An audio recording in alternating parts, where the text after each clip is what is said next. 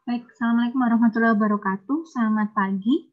Materi kita hari ini adalah tentang aturan rantai dan turunan tingkat tinggi. Ini adalah subbab dari bab turunan yang ketiga. Kalau di kalkulus Purcell dia di bab 2.5. Baik, saya akan mengulangi lagi. Kita review dulu tentang aturan-aturan dari turunan yang sudah kita pelajari sebelumnya, yaitu tentang aturan dasar dari constant function rule atau fungsi konstanta. Di sini jika fx-nya adalah k, atau kalau kita bisa contohkan, umpamanya fx sama dengan 3, k3 kan konstanta, maka turunannya adalah f aksen x adalah 0. Di sini ada penulisan G besar, X kecil di bawah dalam kurung K sama dengan 0.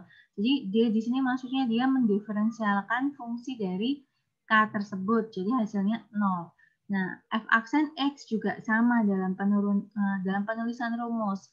Saya lebih cenderung suka dengan penulisan rumus F aksen X untuk penulisan turunan dasar atau turunan sederhana. Kalian bisa menggunakan ini, juga bisa menggunakan ini, tapi saya lebih prefer ini karena lebih gampang, atau kita bisa bilang Y aksen. Kalau fx-nya sama dengan Y kan biasanya. Kemudian teorema B, identitas fungsi. Kita biasanya ngomong kalau fx itu sama dengan x, berarti turunannya adalah 1. Ya, kenapa? Karena kita biasanya menggunakan yang teorema C, yaitu power rule atau aturan pangkat dalam turunan. Aturan pangkatnya adalah ketika fx sama dengan x pangkat n, di mana n-nya positif integer, negatif juga bisa sih sebenarnya, maka f aksen x akan sama dengan n dikalikan x pangkatnya dari n dikurangi 1. Karena di sini kalau umpamanya ini kan kita cek ya teorema B, x-nya kan pangkat 1 kalau hanya ada x saja. Maka di sini kita gunakan power rule, maka 1-nya pindah ke depan tetap sebagai n di sini. Kemudian x pangkat n, n-nya kan 1 dikurangi 1 yaitu 0. X pangkat 0 itu berapa? 1. Makanya hasilnya adalah 1. Gitu ya. Ini adalah power rule, aturan pangkat ini adalah teorema atau aturan yang harus kamu ingat-ingat karena dia saya rasa sebagai aturan dasar dari turunan. Dulu ketika kamu sudah paham bahwa turunan itu aturan pangkatnya begini, pangkatnya berkurang 1, pangkatnya pindah ke depan sebagai pengali, maka akan mudah untuk mengerjakan turunan-turunan soal turunan selanjutnya. Ini adalah constant multiple rule, yaitu fungsi yang dikalikan dengan konstanta. Ketika ada K dikalikan Fx, ya, maka K-nya ini bisa kita keluarkan. Maksudnya kita tidak perlu menurunkan K-nya, yang perlu diturunkan hanya Fx-nya. Ya, karena di sini yang diturunkan ada fungsi X. K-nya bisa kamu keluarkan, kemudian terakhir baru kamu kalikan dengan turunannya fungsinya. Kemudian sum rule atau aturan penjumlahan.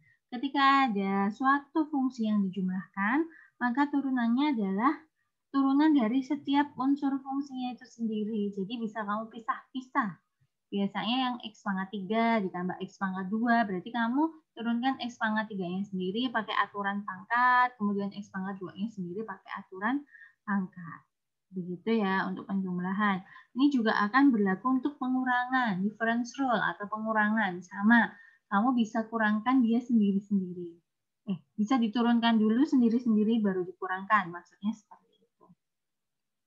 Kemudian product rule. Nah, ini yang sudah levelnya agak tinggi lagi. Ketika ada dua fungsi yang dikalikan, maka turunannya adalah fx kalikan g aksen x. Jadi dikali salah satu turunannya ditambah dikali turunannya yang lain. Biasanya ada yang bilang U kalikan V aksen ditambah V aksen dikalikan U. Boleh, bebas. Penyimbolan ini bebas. Yang penting kamu paham dan usahakan simbolnya tidak rancu dengan variabel atau angka. Kadang kita G, kalau G-nya tulisan kayak 9, kadang kita bingung. S, kalau tulisan S-mu kayak 5, kita juga bingung. Apalagi kalau kamu misalkan lagi pakai X, itu sangat-sangat tidak disarankan. Ya, pakai penyimbolan atau permisalan dengan huruf yang lain yang gampang. Ya, diingat di sini salah. Jadi ketika ditambahkan salah satunya harus ada yang diturunkan. Kalau habis ini yang diturunkan GX, berarti yang sebelah sini yang diturunkan si FX-nya. Quotient rule atau aturan pembagian. Bisa jadi ada fungsi yang bentuknya pembagian. Asalkan fungsinya penyebutnya tidak sama dengan 0, maka turunannya adalah GX kalikan F aksen X dikurangin FX dikalikan G aksen X. Nah, di sini dicek kalau tadi perkalian kita tambah, kalau ini kita kurang. Nah, dikurangin, diingat pengurangan itu akan memberikan efek negatif jika yang bagian depan lebih kecil dari bagian belakang, ya kan? Nah, di sini berarti yang harus kamu ingat-ingat, bagian depan adalah yang harus diturunkan dulu adalah yang F aksen X atau bagian pembilang. Baru dikurangi penurunan, perkalian dari penurunan dengan yang diturunkan adalah penyebutnya. Itu ya yang harus ingat-ingat. Kemudian dibagi G kuadrat X atau penyebut yang dikuadratkan tanpa diturunkan. Rumus ini harus diingat-ingat. Kemudian ini turunan trigonometri. Trigonometri untuk yang paling sederhana itu harus dihafalkan atau minimal diingat atau minimal biar tidak salah kamu harus sering ngecek karena ini suka kebalik sama integral nanti ya. Jadi kalau ada sin X turunannya cos X. Kalau cos X turunannya min sin X. Untuk aturan turunan trigonometri yang lainnya, kamu mungkin bisa tidak hafal, tapi kamu silahkan mencatatnya di suatu tempat atau nanti kamu harus mencari lagi di buku kalkulus bagian belakang. Seperti tan X itu diturunkan ternyata jadinya secant kuadrat X. Kalau secant X diturunkan jadinya secant X kalikan tangen X. Kalau kotangen X diturunkan jadinya minus kosekant kuadrat X. Kalau kosekan X diturunkan jadinya minus kosekan X dikalikan kotangan X. Mungkin ini kamu diberikan di teorema B karena dia ada sedikit pola yang bisa kamu ingat-ingat. Jadi di matematika, pola itu bisa membantu kalian untuk mengingat rumus atau aturan atau cara atau hasil perkalian atau apa begitu ya. Ini kan ada polanya, tangan jadi sekan jadi sekan sama tangan. Anggap aja ini secant dibaliknya jadi tangan dikalikan secant lagi. Walaupun kalau secara kita ngomong dia harusnya di bawah, tapi kan tidak mungkin kita pakai aturan pembagian tersebut. Ini aturannya turunan. Nah, kita masuk ke inti dari materi hari ini, yaitu aturan rantai. Aturan rantai atau bahasa Inggrisnya chain rule itu adalah ketika ada fungsi Y sama dengan FU, di mana U-nya sendiri itu ada fungsi lagi. Jadi kalau kita ngomong fungsi dalam fungsi, kalau dalam SMP dulu babnya adalah fungsi komposisi, FOG, GOS, ya, itu fungsi komposisi.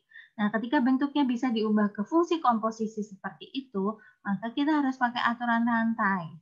Berarti levelnya aturan rantai ini di atas dari level yang tadi aturan-aturan yang sebelumnya, yang aturan dasar. Nah, di sini ketika F bisa dikomposisikan dengan G, maka turunannya adalah F aksen dalam bentuk GX dulu, kemudian baru dikalikan G aksen X. Itu adalah rumusnya. Yang bawah sama aja, ini hanya penulisan simbolnya. Simbolnya ada 3 yang bisa kamu tulis sebagai rumus aturan rantai. Ada DJ per DX. Ini simbol turunan sama dengan DY per JU, berarti Y diturunkan terhadap U, kemudian dikalikan U yang diturunkan terhadap X.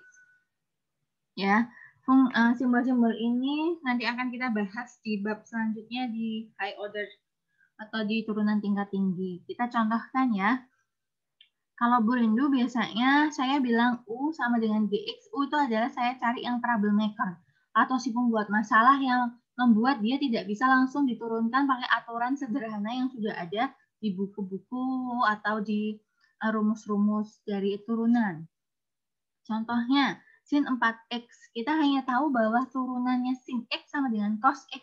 Tapi kalau sin 4X kita nggak tahu karena nggak ada aturannya di situ.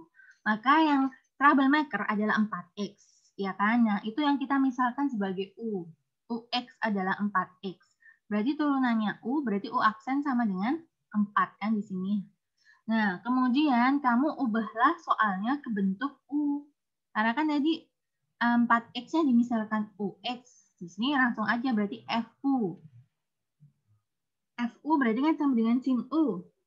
Nah, menggunakan aturan rantai, F aksen U berarti F aksen U-nya sendiri harus dikalikan U aksen X.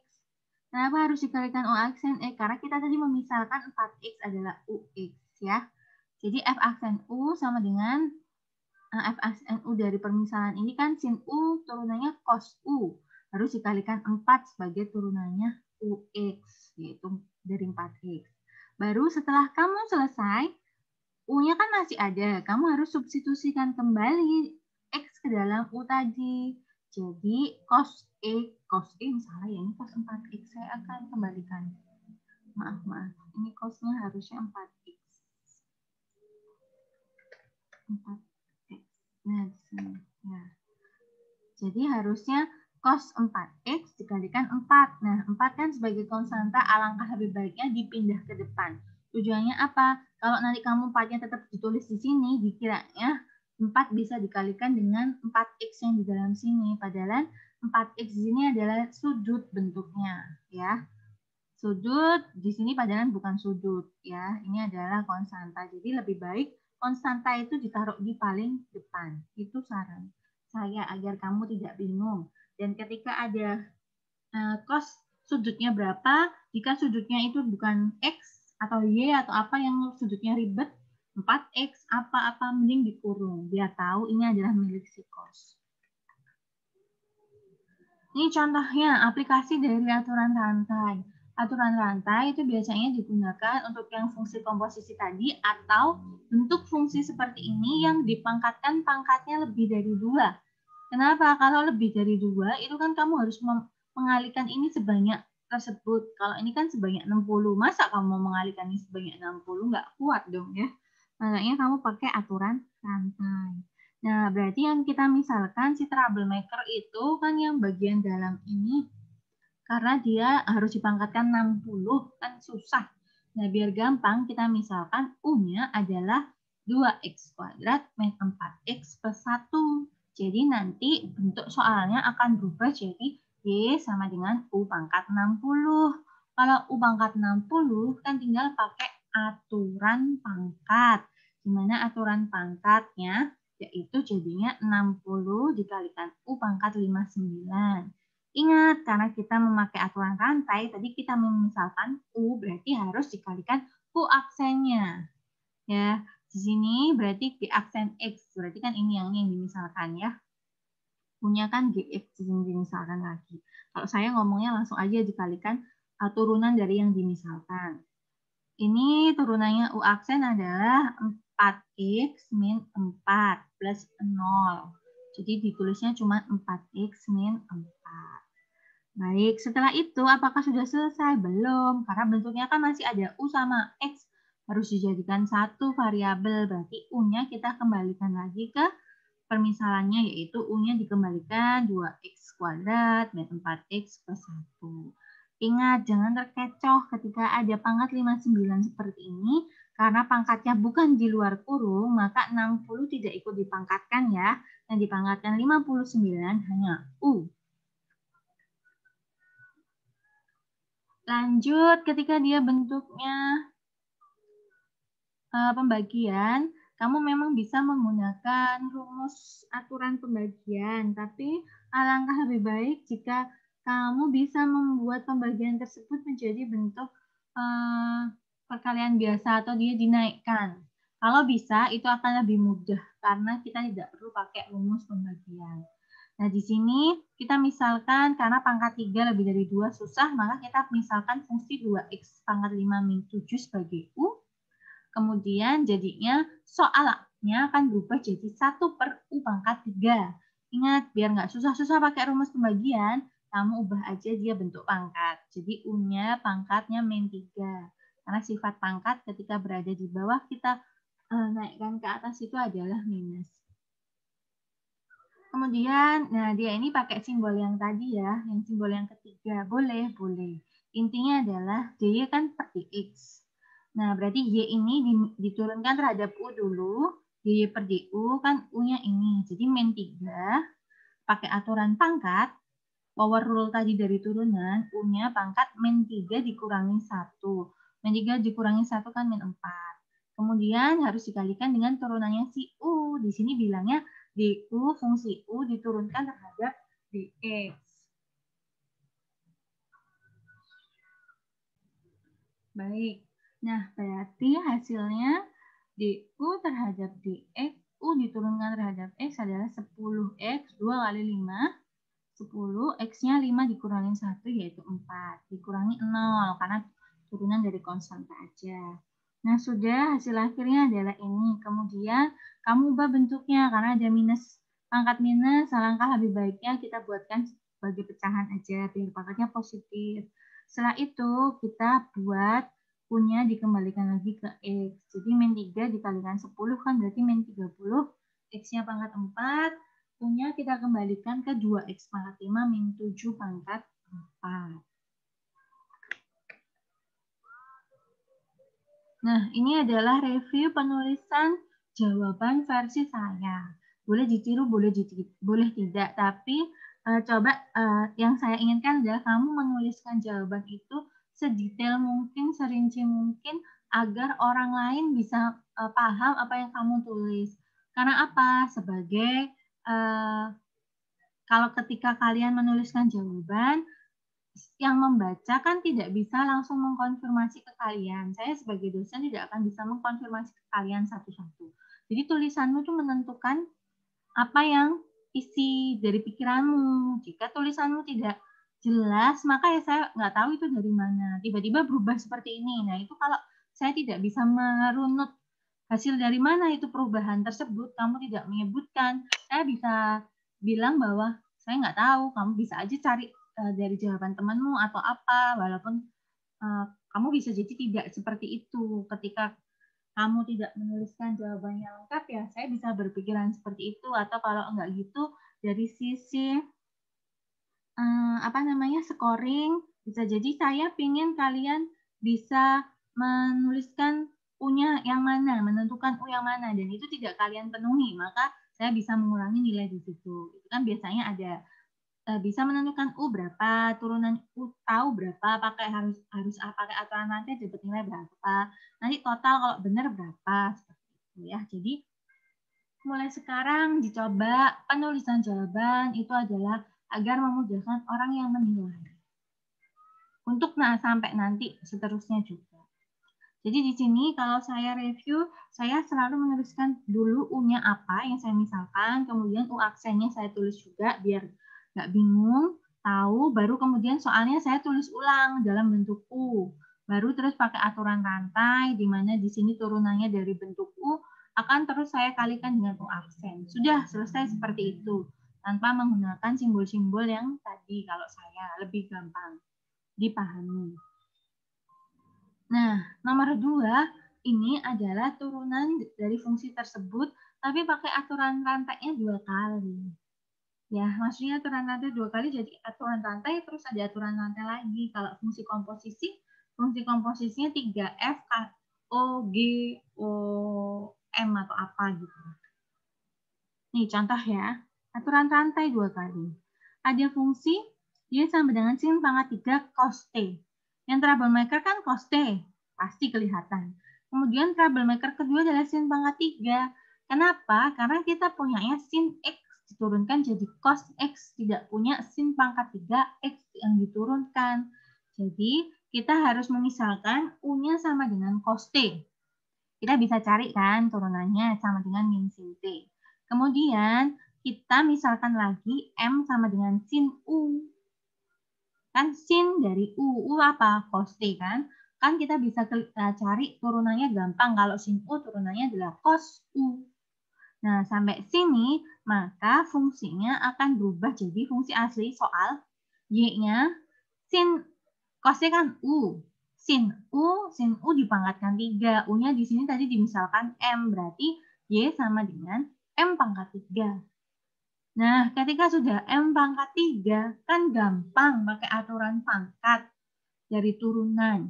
Di aksennya akan sama dengan 3 dikalikan M, pangkatnya 3 min 1, yaitu 2. Setelah itu tinggal kamu kalikan M aksen, terus dikalikan lagi U aksen. Nah, ini yang dinamakan aturan rantainya 2 kali. Ya. Udah, kita masukkan. 3 dikalikan sin U kuadrat. Kenapa sin U? Karena M adalah sin U kan yang dimisalkan. M aksen. M aksennya apa? Cos U. Ditulis cos U. U aksen. U aksennya adalah minus sinus T. Oke, min sin T. Sampai sini kita sudah clear melakukan sesuai rumus. Kemudian kamu harus buat penulisan yang lebih simpel. Kalau sin U dalam kurung kuadrat itu penulisannya bisa dirubah jadi sin kuadrat U. Itu sama. Ya, ini sin U kali sin U kan sama dengan sin kuadrat. Cos U tetap, min sin T tetap. Kemudian kita masukkan lagi substitusi U di mana U adalah cos T. Sin kuadrat U berarti sin kuadrat cos T. Cos U berarti cos dari cos T. Min sin T tetap. Baik. Nah, di sini saya bedakan kurungnya biar kalian nggak bingung. Di mana minusnya saya pindah ke depan. Ternyata nggak hanya minusnya bisa dipindah ke depan. Ternyata sin T juga bisa dipindah ke depan. Jadi, min 3 penulisannya biar lebih cantik dilihat adalah min 3 kalikan sin T. Sin T yang sini pindah ke depan semua ya. Minusnya harus dipindah ke depan dan harus dikurung. Kalau nggak dikurung kayak gini dikiranya kamu dikurangi. Padahal ini dikalikan minus sin T. Sin kuadrat cos T dikalikan cos dari cos T. Yaps, ini adalah jawabannya. Baik ya, nanti kalian silakan ulang-ulangi lagi untuk yang ini. Selanjutnya kita masuk ke turunan tingkat tinggi. Di bab kalkulus Purcell dia di 2.6, di mana turunan tingkat tinggi itu maksudnya kita turunkan lebih dari 1 kali. Belum. Jadi turunan F aksen itu kan berarti kamu turunkan sekali. Kalau F double aksen itu second derivatif, yaitu turunan yang kedua dari F. Maksudnya jadi pertamanya ada F, kamu turunkan ke 1. Sudah hasilnya apa? Kamu turunkan lagi. Nah, terus ada juga F triple aksen atau turunan ketiga. Ada F4, pangkat 4. Jadi di sini kalau ada tulisan pangkat 4 tapi dikurung, itu maksudnya dia diturunkan ke 4. Karena nggak mungkin kan kita F apa? Kalau keempat itu fourth aksen, kelima fifth aksen, nggak bisa, kebanyakan ngomongnya. Jadi mending langsung dikasih dalam kurung 4 ini. Kalau kelima berarti seperti ini dan nanti seterusnya. Caranya gimana, Bu? Contohnya, ketika ada fungsi fx sama dengan 2x pangkat 3 min 4x kuadrat plus 7x min 8. Ini kamu turunkan. Yuk diturunkan pakai aturan pangkat. 2 kalikan 3 sama dengan 6. X-nya pangkat 3 min 2 yaitu 3 min 1 ya sama dengan 2. Kemudian 4 kali 2, 8. X-nya 2 pangkat 2 min 1 jadi pangkat 1. 7x diturunkan jadinya 7. Tadi fungsi konstanta dikalikan fungsi. Min 8 diturunkan jadi 0. Sudah ya? Ini adalah turunan pertama. Nah, ketika kalian menurunkan yang kedua, jangan ambil dari yang fungsi asli, tapi turunkan dari fungsi pertamanya. Jadi di sini 6 dikalikan 2 berarti 12. X-nya 2 dikurangin 1 berarti pangkat 1. Min 8x berarti min 8 kalikan 1 kan turunannya x. Terus kalau mau menurunkan lagi turunan ketiga yang diturunkan dari fungsi yang turunan kedua dari atasnya. 12x diturunkan jadi 12, min 8 diturunkan jadi 0. Terus kalau mau diturunkan yang keempat, diambilnya dari yang ketiga. 12 diturunkan jadi 0. Nah, kalau sudah selesai 0, kita tidak bisa melakukan penurunan tingkat tinggi lainnya. Turunan kelimanya, keenamnya, ketujuhnya, dan seterusnya nggak bisa. Bukan nggak bisa ya, nggak berfungsi karena apa? Turunnya tetap 0. 0 diturunkan ya tetap 0, jadi nggak ngefek. Begitu ya. Jadi suatu fungsi bisa diturunkan tingkat tinggi sampai berapa kali turunan? Sampai dia 0. harus sampai 0, Bu? Tidak, ya tergantung permintaan soalnya. Dia butuh diturunkan sampai ke berapa kali. Yang penting penurunan itu berjenjang. Ketika di sini kamu diturunkan ada salah ketik atau salah tulis, typo atau salah hitung, maka ke bawahnya akan salah. Jadi harus hati-hati. Nah, sekarang kita ngomongin tentang notasi. Notasi-notasi dari turunan. Ya, notasi-notasi dari Leibniz, yaitu notasi Leibniz for the second derivative is read the second derivative of y with respect to x. Jadi kita bilangnya adalah Leibniz yang ini ya. Second derivative berarti kita ngomongin adalah turunan kedua dari y terhadap x, bilangnya gitu. Jadi kalau ada yang per-peran gini itu bilangnya turunan y terhadap x, turunan y kedua, turunan kedua y terhadap x. Turunan y ketiga, turunan ketiga y terhadap x. Turunan y keempat terhadap x. Semuanya begitu. Jadi notasi itu semuanya boleh digunakan, hanya saja cari yang paling simpel dan mudah. Biasanya saya cenderung pakai F aksen atau Y aksen. Kedua ini lebih umum digunakan, baik bagi saya pribadi atau yang ada di internet, di rumus-rumus, dan kawan-kawan. Notasi D yang ketiga ini kurang sering digunakan. Notasi Leibniz ini akan sangat digunakan di turunan tingkat tinggi selanjutnya. Turunan tingkat tinggi yang levelnya lebih advance, lebih ke fungsi implisit. Nanti ada turunan fungsi implisit, dan nanti digunakan untuk di matematika teknik. Ya, itu ya untuk turunan. Ingat kalau lebih dari 3 F aksen, F triple aksen, berarti kamu kasih pangkat tapi dikurung. Kalau nggak dikurung, dikiranya dipangkatkan biasa. Padahal maksudnya adalah turunan yang keempat, turunan yang ke N. Kemudian untuk contoh selanjutnya bisa dicek.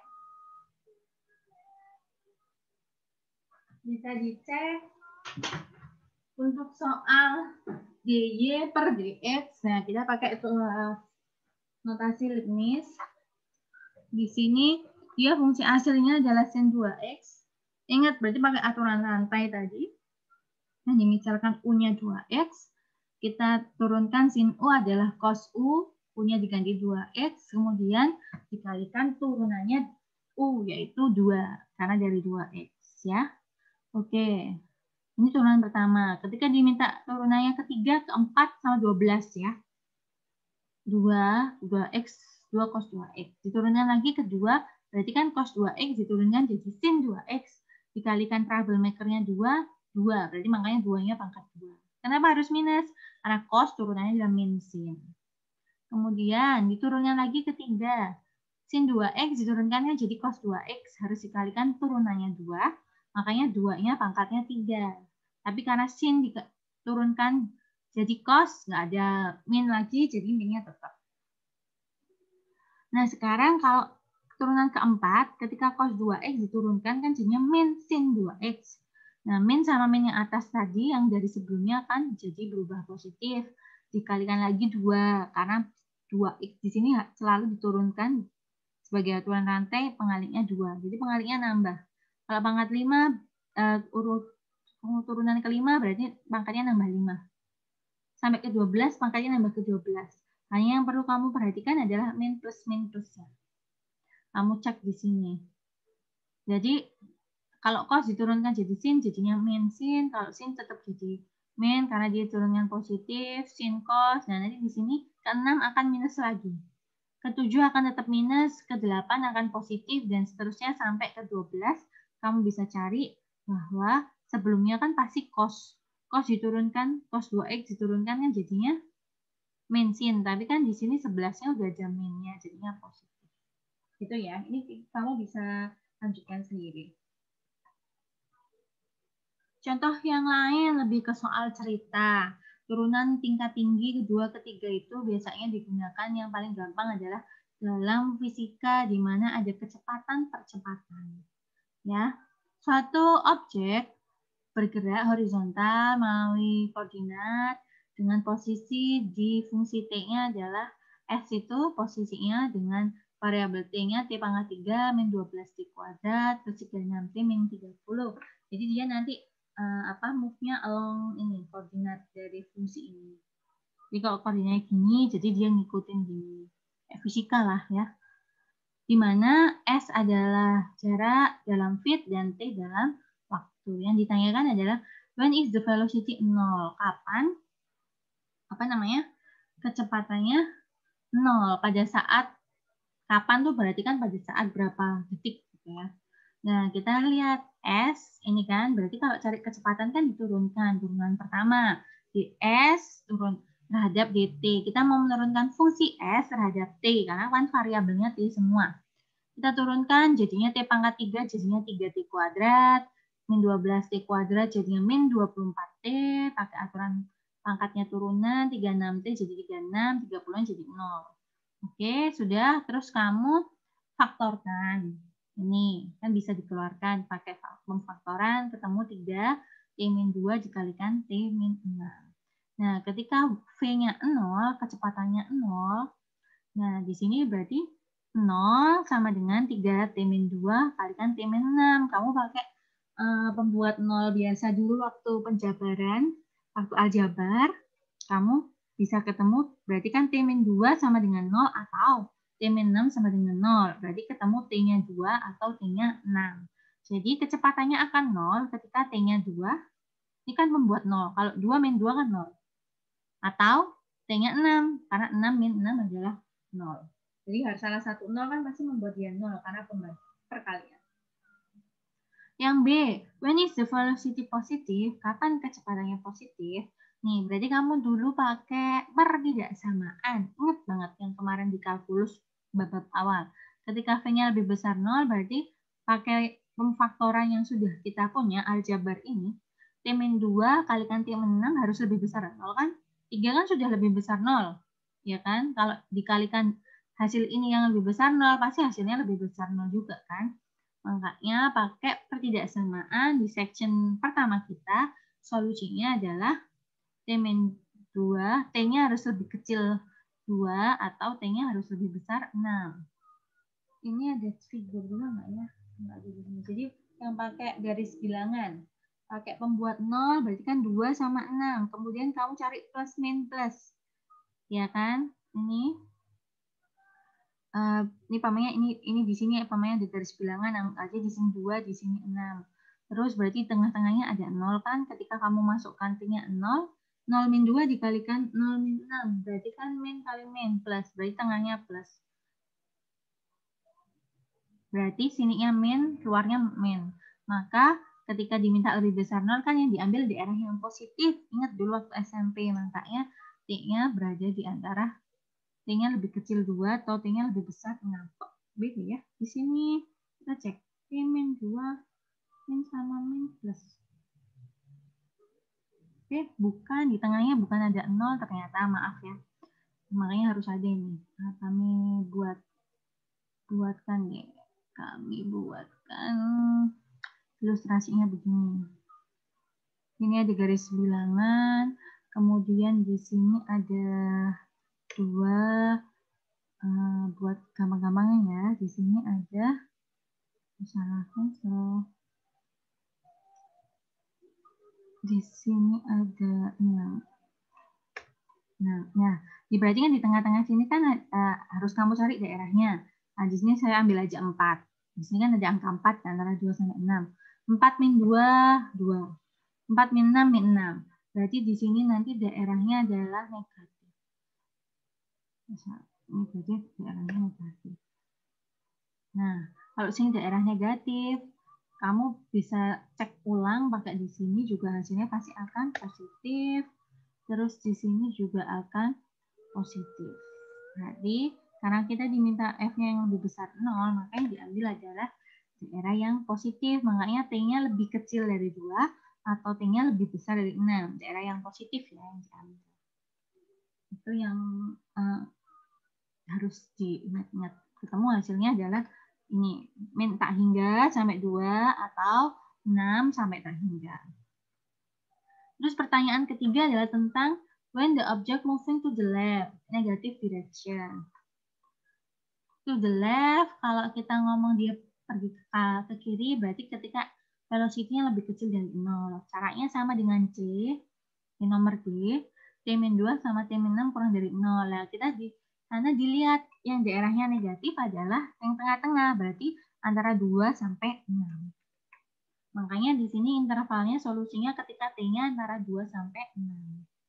Kemudian yang D, delta pertanyaannya adalah when the acceleration positive. Acceleration adalah percepatan. Kalau positif berarti akselerasinya harus lebih besar dari 0 kan? Nah, kamu harus turunkan lagi. Jadi A di sini simbol dari percepatan, itu kamu harus turunkan dari fungsi yang V. 3T kuadrat min 24T plus 36 diturunkan akan jadi 6T min 24. Makanya di sini D-nya dV per dt. Jadi V diturunkan lagi terhadap T, bukan S ya. Bukan S lagi, karena turunan pertamanya udah V, mau diturunkan kedua ya berarti V yang diturunkan. Ketemu 6T min 24, kita faktorkan jadi 6 kalikan T min 4. Karena A harus lebih besar 0, berarti 6 harus dikalikan berapa yang lebih besar 0? Yaitu yang dimana T-nya harus lebih besar dari 4. Nggak ada sama dengannya? Enggak, karena kalau T-nya 4, dia 0. Padahal di sini juga nggak ada sama dengannya. Dia harus lebih besar dari 4. Baru nanti motion-nya akan ditunjukkan di figur 3. Jadi nanti dia kan min 1 sampai A, di sini nanti A-nya yang sama dengan mana ini? 2, dia kan bergerak ke sini. Ya. Baik. Mungkin sampai di sini saja pertemuan kali ini. Jika ada kurang lebihnya saya mohon maaf. Untuk tugas mandiri 9, silahkan dikerjakan. Ini adalah untuk kelas A dan kelas B. Silakan cek di Elena. Terima kasih. Assalamualaikum warahmatullahi wabarakatuh.